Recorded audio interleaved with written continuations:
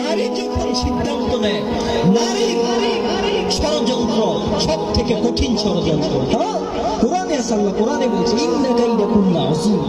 কোন বেডি যখন সিদ্ধান্ত নেয় যে তুই বেড়ারে আমি ছাইয়া দেব, তুই কিমনে তোর মা বাপের লগে ভাত খাস, তোর জীবন ধ্বংস। কোন বেডি যদি সিদ্ধান্ত নেয় তুই বেড়ারে ছাইয়া দেব, তুই দাড়ি কিমনে রাখস, তুই বেড়ার জীবন ধ্বংস। শয়তানের চক্রান্ত থেকে আল্লাহ বলেন হাজার কোটি গুণ সত্য আরো নারীর চক্রান্ত। ইন্না কাইদাকুন্না আযীম।